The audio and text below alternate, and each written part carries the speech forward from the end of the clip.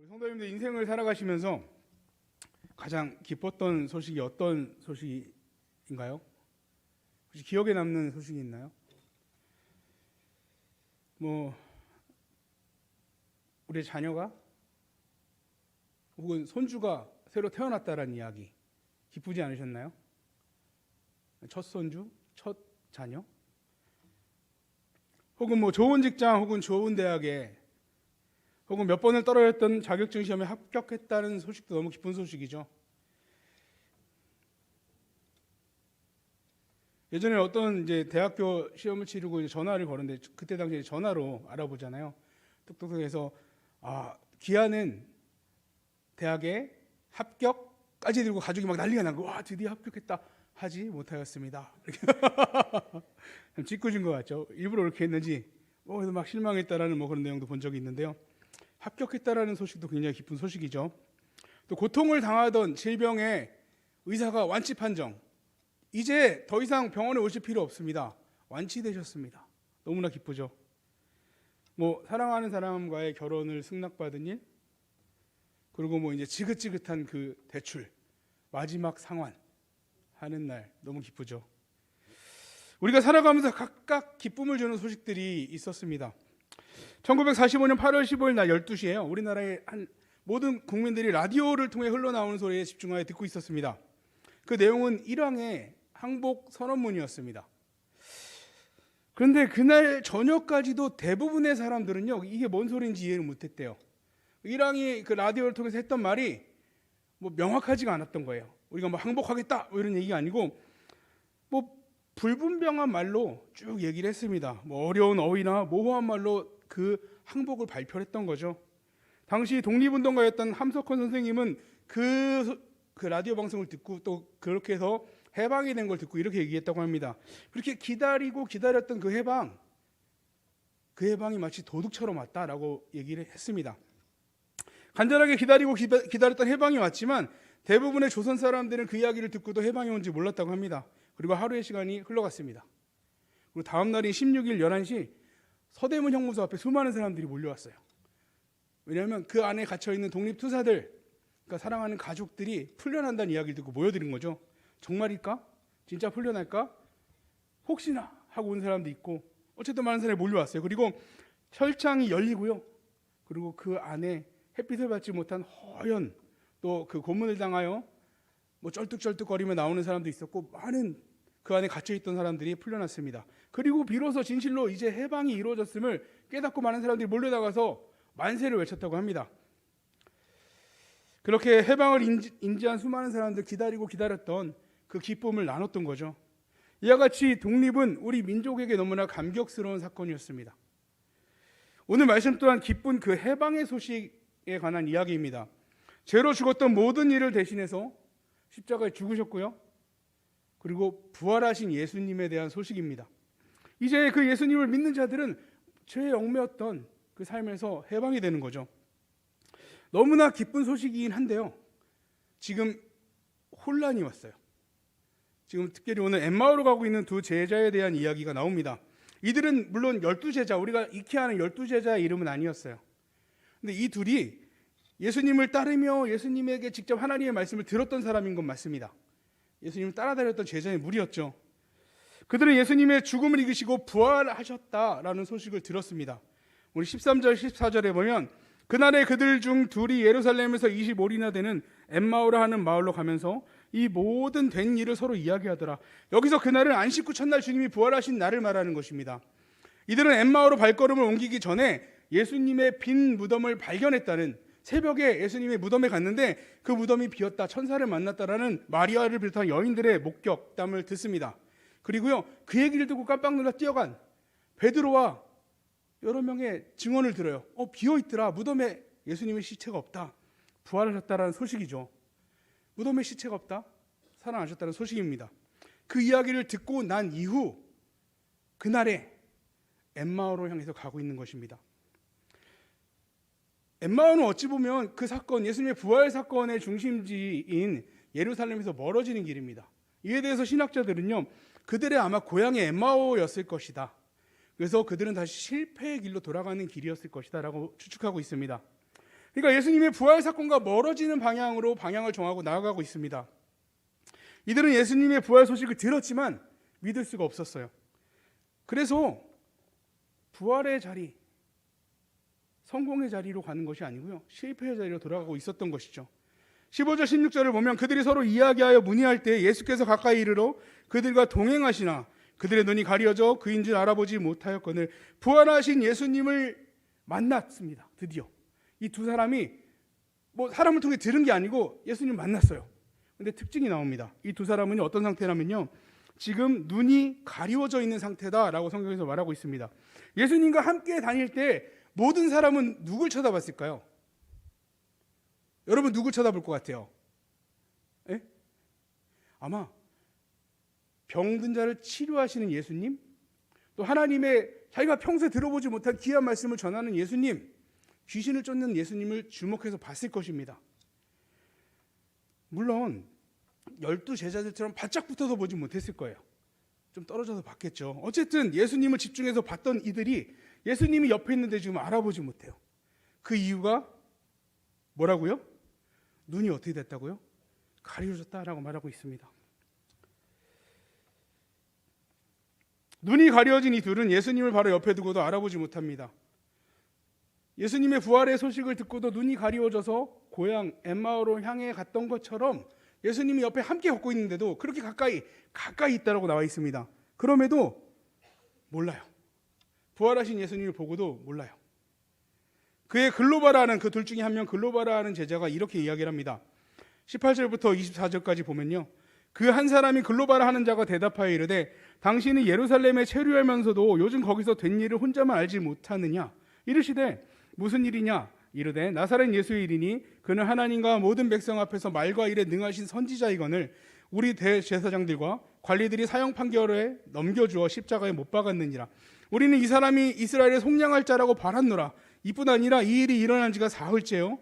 또한 우리 중에 어떤 여자들이 우리로 놀라게 하였으니 이는 그들이 새벽에 무덤에 갔다가 그의 시체는 보지 못하고 와서 그가 살아나셨다 하는 천사들의 나타남을 보았다 함이라. 또 우리와 함께한 자 중에 두어 사람이 무덤에 가 과연 이 여자들이 말한 바와 같음을 보았으나 예수를 보지는 못하였느니라 하거늘. 이게 무슨 얘기인가요? 예수님 선지자, 자기가 쫓아다녔던 그 사람이 결국은 죽임을 당했다라는 이야기죠. 이 이야기 못 들어봤느냐? 예수님한테 지금 얘기하고 있는 거예요. 상황이 되게 웃기죠. 예수님한테 당신은 어떻게 이런 소식도 모르고 있냐?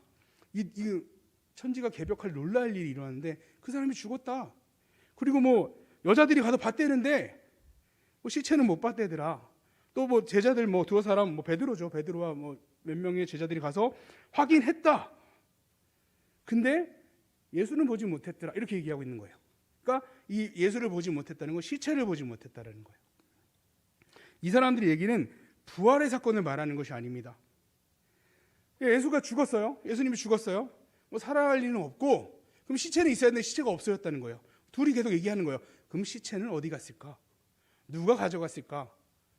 이걸 논의하면서 걸어가고 있었던 거죠. 영적인 눈이 가리워지면 이렇게 될 수밖에 없습니다. 예수님을 옆에 두고 지금 얘기하고 있는 상황입니다. 이 너무 코미디 같지 않아요? 예수님이 옆에 있는데 시체가 어디 갔을까? 이렇게 얘기하고 있는 거예요. 하나님의 역사하신 놀라운 일을 보아도 눈이 가리워진 사람은 우연으로 치부할 수밖에 없습니다. 자기 상식이 말이 안 되는 거예요.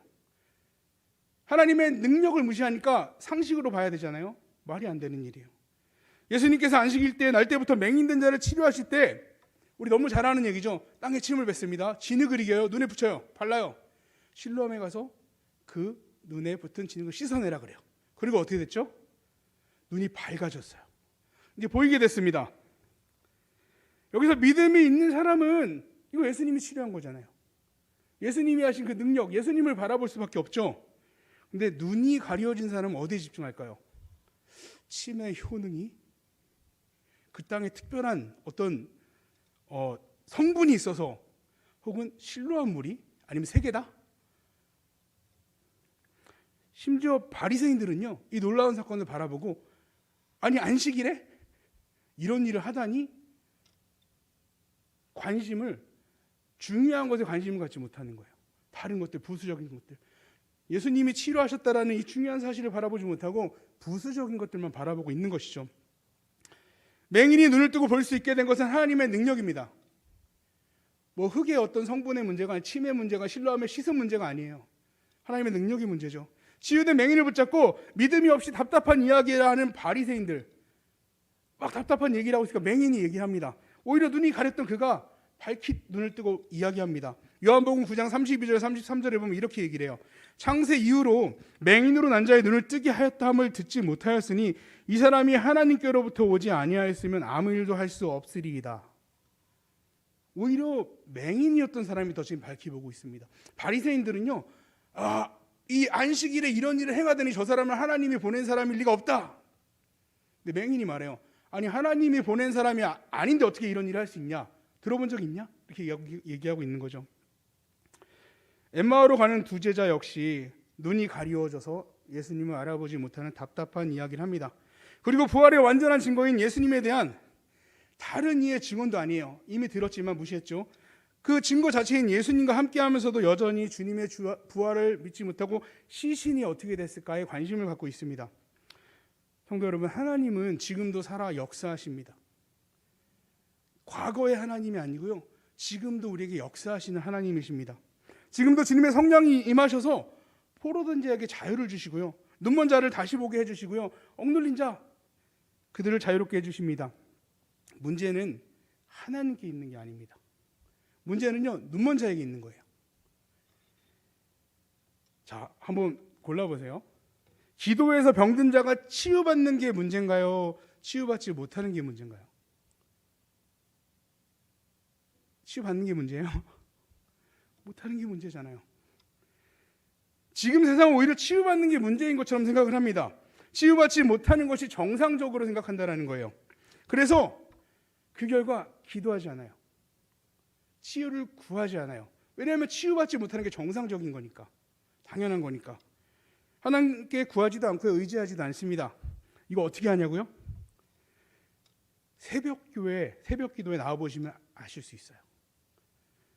어떤 날은요, 우리 교회 성도님들 3분 앉아 계세요. 우리 목사님, 저 간사님 빼고 3분 앉아 계세요. 자, 그러면 안 오신 분들은 문제가 없어서 안 오시는 거예요? 하나님의 뜻을 다 아시기 때문에 안 오는 거예요? 어떠신가요? 그렇다면 감사하죠. 그렇죠? 예수님께서 이 눈먼 자들을 책망하십니다. 25절에 이르시되 미련하고 선지자들이 말한 모든 것을 마음에 더디 믿는 자들이요. 여기서 미련하다라는 단어는요, 바보스럽다, 무지하다라는 말입니다. 근데 요즘 기도하는 사람들을 더 바보로 여기는 세상이 됐습니다. 교회 안에서도요. 열심히 신앙생활하는 사람 더 미련하게 생각합니다. 왜 그렇게까지 믿냐는 거죠. 야, 왜 이렇게 유별나게 믿냐 너는? 뭐하러 예배에 다 참여하면서 또 뭐하러 새벽마다 예배 기도의 자리로 나가냐는 거죠. 뭐하러 그렇게까지 봉사하냐라는 거예요. 적당히 즐기고 구원도 받고 적당히 예배에 참여한다는 거죠. 이게 지혜롭다라고 말하고 있는 세상입니다. 우리는 세상이 보기에 지혜로운 삶을 살아가는 자들이 아닙니다. 그들은 예수님께서 미련한 자라고 말하고 있습니다. 주님을 보고도 깨닫지 못하는 이들, 주님의 부활 소식을 듣고도 믿지 않는 이들, 그들에게 말씀하시는 거예요. 이 미련한 자들아. 예수님의 부활의 증언을 듣고도 자신의 생각 안에 빠져서 믿지 못하는 자들에게 말씀하시고 있는 것입니다. 하나님의 능력을 모르는 자들아, 너의 틀 안에 가둬서 하나님을 생각하지 말아라. 자신의 생각이나 능력 안에 하나님, 내 능력 정도 안에 하나님의 능력을 가두어서 바라보는 거죠. 그래서 기도하지 않아요. 기도 제목도 없습니다. 기대하지 않는 거죠. 또한 더디 믿는 자들이라 책망하고 있습니다. 얼마나 누누이 말씀을 통해서 말씀해 주셨는데, 모세와 선지자 이야기를 통해 그렇게 얘기해 줬는데 깨닫지 못하는 자들은 안타까우며 꾸짖으시는 거죠. 우리 교회 로비에 보면요, 정수기가 한 대 있습니다. 보신 적 있으세요? 아무도 못 보셨어요? 숨겨져 있지 않아요. 딱 있어요. 근데 뜨거운 물을 받는 부분에 안전 버튼이 있거든요. 이걸 눌러야 뜨거운 물이 나오는 거잖아요. 근데 어느 날인가부터 고장이 나서요. 고정이 돼 있어요. 안 눌러도 뜨거운 물이 나와요. 너무 편리하죠. 다른 교회는 뜨거운 이거 눌러야 나오는데 우리 교회 그냥 나와요. 근데 제가 아이들을 담당하는 저로서 볼 때 너무 위험하다는 생각이 들었습니다. 그래서 아이들이 물을 먹을 때 꼭 얘기를 해요. 야, 그거 위험하니까 절대 뜨거운 물은 너희들 받지 마. 얘기를 합니다. 자, 이렇게 얘기를 했다고 아이들이 절대 안 만질까요? 만질 수도 있잖아요. 자, 그러면 뜨거운 물 경고를 무시하고 만진 아이 이제 기었어요. 자, 이 아이는 만질까요? 안 만질까요? 이제 안 만지겠죠. 이게 더디 믿는 자입니다. 하나님의 말씀을 들어도 믿지 않고 자기 마음대로 우상을 섬기는 삶을 살았어요. 아무리 경고해도 듣지 않아요. 그리고 이방의 포로로 끌려갑니다. 그때 회개하는 거예요. 이 기어가지고 뜨거워서 쩔쩔매면서 그때 회개해요. 그러지 말걸. 이게 더디 믿는 사람들입니다. 우리는요, 이 미련한 더디 믿는 자가 되어서는 안 됩니다. 두 제자는 이제야 자신들과 대화하고 함께 먹고 있는 사람이 누구인지 깨달아요. 31절 32절에 그들의 눈이 밝아져서 그인 줄 알아보더니 예수는 그들에게 보이지 아니하시는지라. 그들이 서로 말하되 길에서 우리에게 말씀하시고 우리에게 성경을 풀어주실 때 우리 속에서 마음이 뜨겁지 아니하더냐 하고, 비로소 눈이 밝아지고 자신과 함께 했던 그분이 예수님인 걸 깨달아요. 예수님인 걸 깨닫다는 건 뭘 알게 된 거죠? 예수님이 부활하셨다는 걸 이제 알게 됐어요. 이제 그들도 부활의 증인이 됐어요. 그전에는 증인의 말을 들어도 믿지 않았던 그들이 증인이 됐습니다. 예수님인지를 깨달았던 그들 이제 마음이 뜨거워집니다. 이제 다시 살아나신 주님을 만나고 나서야 그 마음에 뜨거운 게 올라와요. 예수님과 동행하는 삶을 사는 우리는 항상 마음이 뜨거워야 합니다. 여러분 한번 손 한번 대보실래요? 뜨거워요? 차가워요? 말씀을 들어도 냉랭하다면 우리는 차가운 거예요. 믿음의 눈이 어두우면 말씀을 들어도 그 마음이 차가울 수밖에 없습니다. 깨달을 수 없어요. 예수님 같이 있었잖아요. 차가웠어요. 동일한데 예수님인 걸 깨닫고 나니까 뜨거워졌어요. 딱히 바뀐 건 없어요. 근데 예수님인 줄 부활을 믿고 나니까 변한 거죠. 하나님의 말씀이 믿어지지 않는 사람, 차가운 사람입니다. 그러나 믿음의 눈이 밝아지면 하나님의 말씀을 들을 때 우리의 속은 뜨거워질 수밖에 없습니다. 예수님의 제자였던 두 사람은요, 예수님이 십자가에 죽으시고 죽음에 집중했을 때, 그러니까 예수님의 시신에, 시체에 집중했을 때, 실패에 집중했을 때 그 마음은 차가워질 수밖에 없었습니다. 그리고 그들의 발걸음은요, 당연히 예수님의 사명과 멀어지는 길로 갈 수밖에 없었어요. 예루살렘에서 엠마오로 가는 발걸음이 그 발걸음입니다. 이제 믿음의 눈이 밝아진 이들은 목적지가 완전히 바뀌어버립니다. 우리 33절을 보면 곧 그때로 일어나 예루살렘에 돌아가 보니 11 제자 및 그들과 함께한 자들이 모여 있어. 이제 엠마오에서 다시 발걸음을 돌려서 어디로 향해 가죠? 예루살렘으로 가고 있습니다. 이것이 하나님의 말씀으로 마음에 뜨거워진 사람의 변화입니다. 우리는요, 이걸 사모해야 합니다. 세상의 즐거움의 자리로 향하던 그 발걸음이요, 이제 기도의 자리로, 예배의 자리로, 믿음의 교제의 자리로 돌이켜줘야 되는 것입니다. 엠마오로 가던 두 제자의 발걸음을 표현한다면요, 아마 터덜터덜 걸어갔을 거예요. 무슨 기쁨이 있을까요? 17절에 보면 뒷부분에 이렇게 나와요. 두 사람이 슬픈 빛을 뜨고 머물러 서더라. 예수님인지 모르는 어떤 사람이 말을 걸었을 때 멈춰 섰어요. 그 얼굴은 슬픈 빛이었어요. 이건 뭐 가는 것도 아니고 안 가는 것도 아닌 상황이죠. 결단코 즐거운 길이 아닌 것을 보여줍니다. 그런데 지금 다시 마음이 뜨거워져서 예수님의 부활을 깨닫고 예루살렘으로 돌이키는 발걸음은 뭐라고 얘기하죠? 곧 그때 일어나. 지금 엠마오로 가는 길 먼 거리도 아닙니다. 한 11km 뭐 정도 되는 거리인데요. 터덜터덜 가는 걸음걸이였는데 이제는요, 돌아가는 그 길은 서로 대화했다는 말도 없어요. 서둘러 막 곧 급히 일어나 갑니다. 참된 회개는 속히 되돌이키는 것입니다. 성도 여러분, 우리는 말씀을 들을 때 은혜를 받습니다. 아멘. 혹시 마음의 찔림도 받으시나요? 거기서 끝나면 의미가 없어요. 아, 예수님이구나, 부활하셨네, 빨리 엠마오로 가자. 아무 의미가 없어요. 돌이켜야 돼요. 엠마오로 향해 가던 두 제자, 만약에 예수님을 만나고도 그대로 발걸음을 유지해 나갔다면요, 그들은 결국 먹고 사는 일을 걱정하면서 그걸 위해 살아가는 삶을 살아가야 했습니다. 고향에서 이제 뭐 먹고 살지? 여태까지 예수님을 따라다녔는데 이제 우리는 뭐하고 살지?를 고민해야 되는 거죠. 물론 이 말이 먹고 사는 문제가 쓸데없는 일이다라는 이야기가 아닙니다. 문제는 하나님이 주시는 사명은요, 먹고 사는 데에만 있지 않다라는 거예요. 이전에 담임 목사님께서도 말씀해 주신 적이 있는데요. 누가복음과 사도행전은 누가가 같이 기록한 거예요. 연결되는 말씀입니다. 이제 예수님을 만나고 그 마음이 뜨거워져서 자신의 삶의 여정을 180도 바뀌어서 예루살렘으로 향하여 갔던 두 제자. 자신이 만난 예수님을 예루살렘에 남아있는 제자들에게 기쁨으로 전했습니다.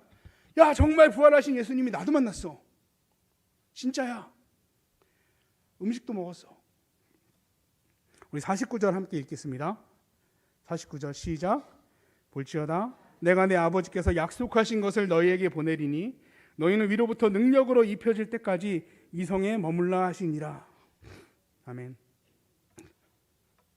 이제 남아있는 무리들과 함께 예루살렘에서 머무르면서 예수님께서 약속하신 성령을 기다리며 함께 기도합니다.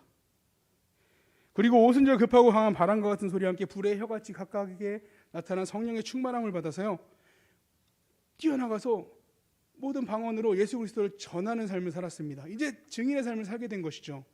믿지 못했던 그 자리에서요, 고향으로 갔던 실패의 자리로 갔던 그 방향에서요, 예루살렘으로 돌이켜서 이제 복음을 전하는 삶을 살게 되었습니다. 그 일을 기점으로 초대교회가 세워지고 열방의 복음이 전해져 수많은 민족들에게 예수 그리스도의 살아있는 그 복음을 전하게 되고 지금까지 이어졌습니다.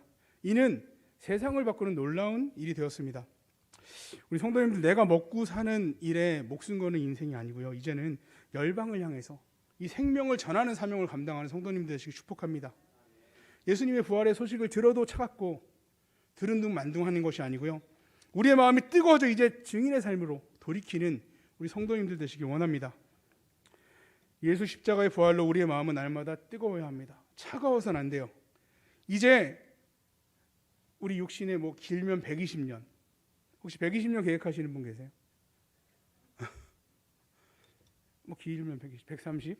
그 정도의 인생이 아니고요, 영원한 하나님 나라를 바라보며 나아가는, 또 예수 그리스도의 부활의 증인으로 살아가는 우리 성도님들 되시기를 정말 축복합니다.